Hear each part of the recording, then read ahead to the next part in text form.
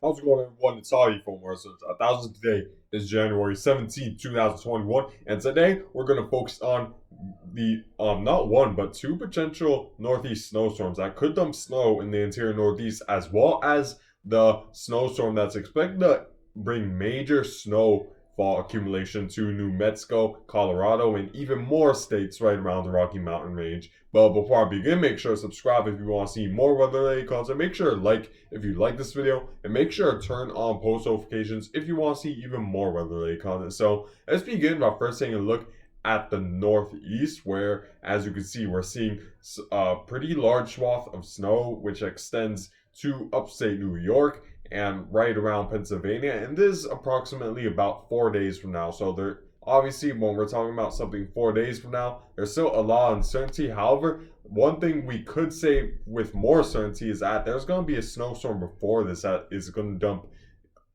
that's going to dump a pretty big amount of snow in some areas in the interior northeast, especially if you're right along the Great Lakes region, where a lot of the snowfall rates are going to be enhanced by the lake effect, which will create more convection right around the coast of Lake Erie and Lake Ontario. So definitely you guys definitely need to watch out for that, for increased bouts of snowfall as a result of being so close to the lake, where, because as the winds go over the much warmer temperature lake, then there's a lot more, then it forces a lot of that warm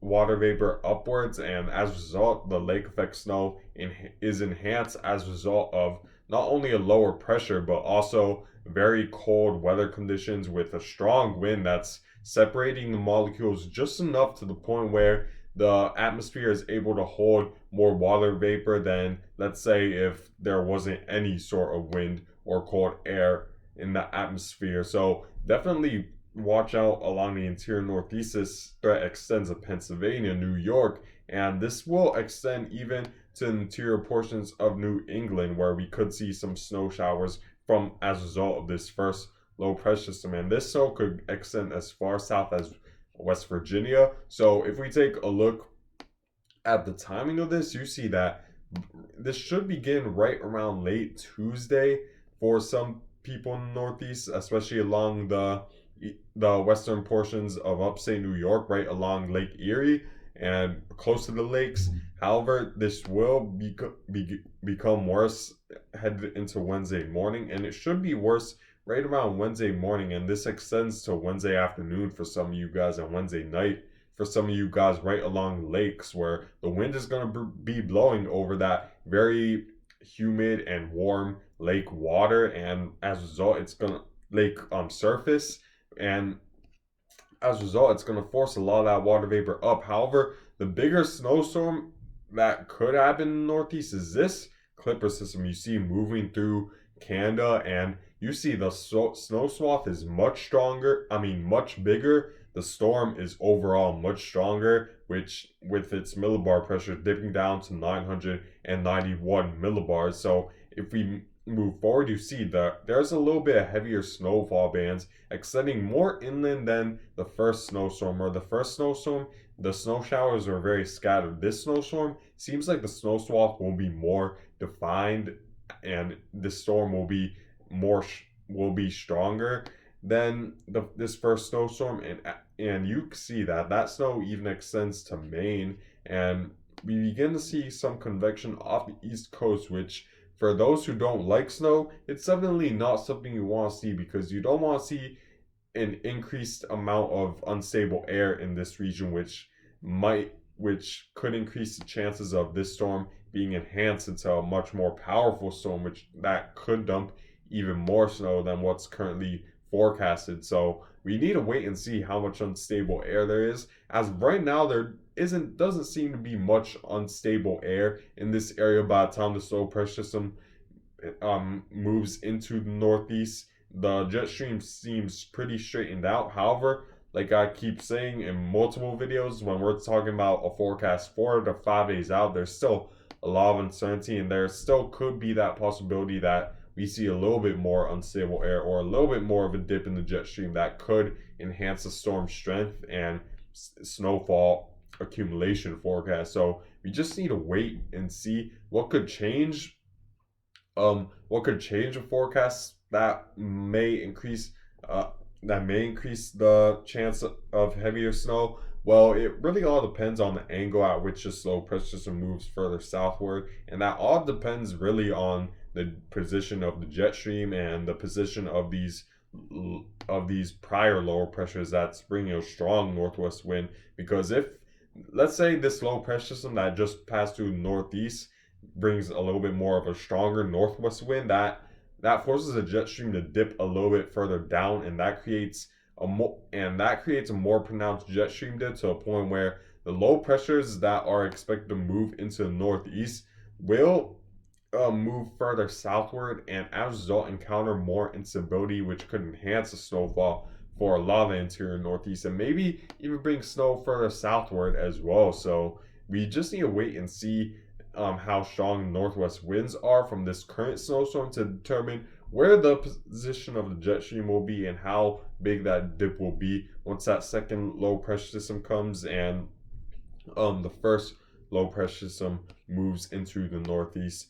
In terms of the snowfall accumulation that the GFS model is forecasting at this point, you see that if we move forward to 120 hours from now, you see that there's a long extending band of snow, 3 to 6 inches all throughout the northeast. This, assuming again 1 inch of rain equates to 10 inches of snow. So we need to wait and see how the low pressure moves into the northeast, and how much snow it falls, and how much snow falls depending on the track of this jet stream. And there's still a lot of uncertainty for this. Do not take this as gospel just yet, but just know that right around the northeast, there up to maybe a foot of snow could be forecasted from this based off of the current forecast. So it's definitely not something that is going to be just a minor snowstorm for some of you guys, because especially right around the lakes, it could be major, because you're going to be right in the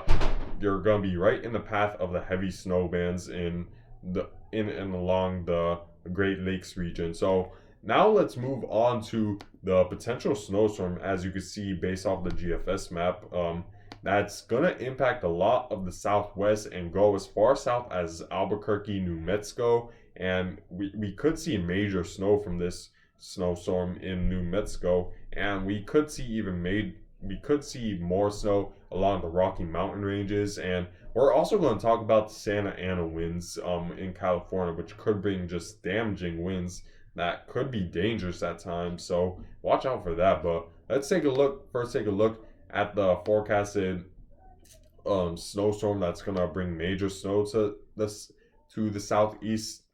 southwest United States. And this is expected to be probably more significant than the current snowstorms in the northeast, because for one thing is that it's typically unusual to see snow fall this far south into New Mexico, and that's definitely something to keep in mind. And you see that if we move forward, this as of right now, there's a little bit of a low pressure system. However, it isn't strong enough to really have a definitive low pressure system icon based off of the GFS model. And if we take a look at the European model, well, let me go back to my northeast forecast. So you see that the European model is expecting a little bit more of a dip in the jet stream in the northeast than what the GFS model is stating, and even is favoring stronger storms not only in the northeast but also the southwest United States, which increases a chance of heavier snowfall from this. Let me show you guys the 500 millibar geopotential height anomaly. Let me zoom in so you guys could see the map better and what I'm trying to show you guys. So let's move to 72 hours from now. There's a European, and then 72 hours from now, I went a little bit too far. This is GFS. So you see that they're pretty much very identical. However, I'm noticing that the European is leaning towards a little bit more of a jet stream dip, especially if we look 48 hours from now. if you compare the two 48 hours from now, you see that they're very similar, but it's it's not like it's not anything major. However, in the previous European run, I want to note that the jet stream dip was a little bit more pronounced, and even right now, the European model is favoring a little bit more of a dip, which and any minuscule changes could make a big difference in the snowfall forecast. And this dip will increase the unstable air right around New Mexico, and that will increase in convection. And if the European model was correct, expect more snowfall than what the GFS model is forecasting, which isn't expecting as much unstable air or as much of a jet stream dip the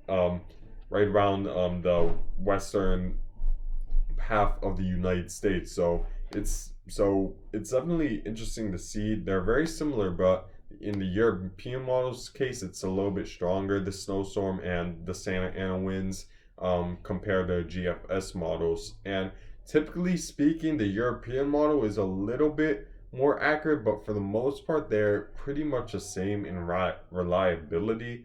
So we need to wait and see how big this jet stream is. However, I will say with confidence that New Mexico and a lot of the Colorado region will experience some major snowfall from this. I think that's pretty much certain at this point. Whether the GFS model or the European model is correct, it's pretty much inevitable. We're gonna see a major snowstorm right around New Mexico, and this snowstorm will form as a result, like I said, of the instability that's gonna be over New Mexico. And once this weak low pressure system moves into a more interacts with an area that's warmer, then we're gonna see more unstable air, and that's gonna increase the convection to see snow in New Mexico.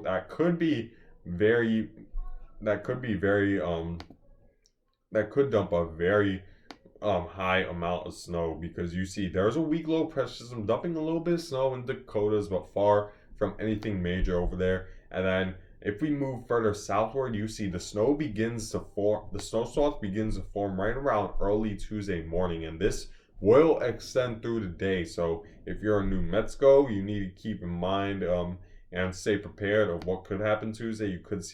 It's likely you're going to see a major snowstorm with up to a foot of snow or more in some areas, and it is as a result of the instability. You see that there's a lot of cold air behind it to change a lot of that rain into snow, and there's just enough warm air to the south of it to just create an area of convergence, and it's going to force a lot of that water vapor located in New Mexico upwards at a very quick rate, to the point where you're going to see heavy snowfall bands from this storm system. So in terms of the forecast I'm predicting 6 to 12 inches for a large swath of northern New Mexico, and 3 to 6 right around Colorado, and then a long area of 1 to 3 which extends to the Dakotas, and then 3 to 6 maybe up to a foot of snow in the higher elevations of Montana and Idaho, so keep that in mind. But yeah, this is going to be a major snowstorm for you guys in New Mexico. It's unlikely you experience a snowstorm this large in quite some. It's likely that you haven't experienced a snowstorm this time in quite some time, so you need to stay prepared for 6 to 12 inches of snow in this area. It could be dangerous. Get the salt ready, get the shovels ready, and make sure to reconsider your plans if you're planning to go out on Tuesday, because this will be major, and some of the snowfall bands will be heavy at times, because there's going to be rapid.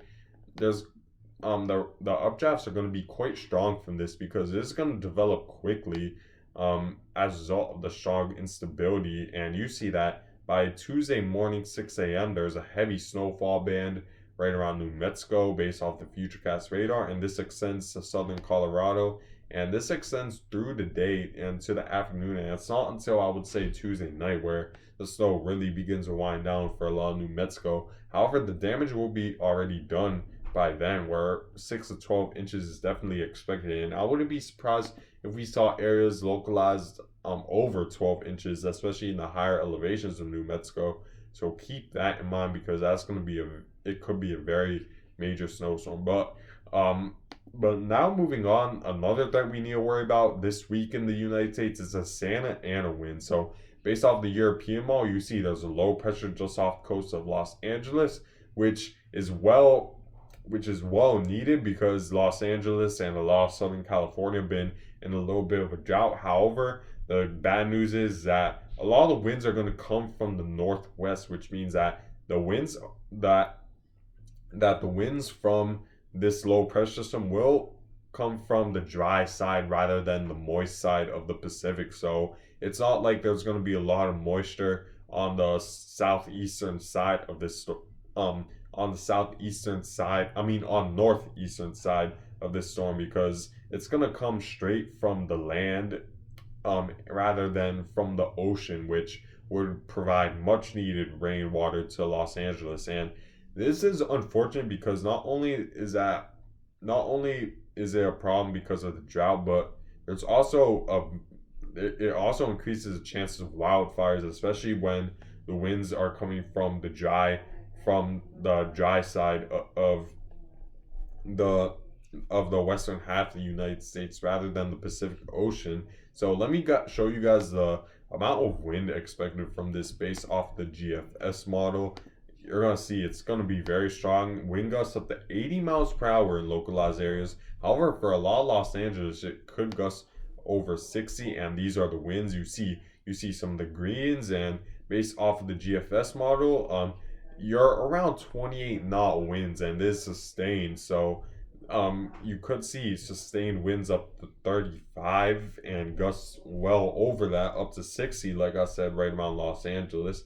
And this even extends to Northern California, right around the Bay Area. You could see wind gusts over 60 miles per hour, as a high wind warning is in effect for a lot of San Francisco and California. And a lot of the coast of California, for the most part, will get impacted hard from this, especially the big two cities like San Francisco and Los Angeles. So be prepared for power outages, be prepared for limbs down on the roadways, and just be careful out there, even walking, because there's some instances where unfortunately some people don't realize there's a down power line, and once they touch it or accidentally, then it unfortunately kills them. So you just need to be aware of the dangers of the wind. You don't want to underestimate it, and even when you're driving out, driving in strong gusty winds could make it difficult in driving in some areas, especially in the localized areas where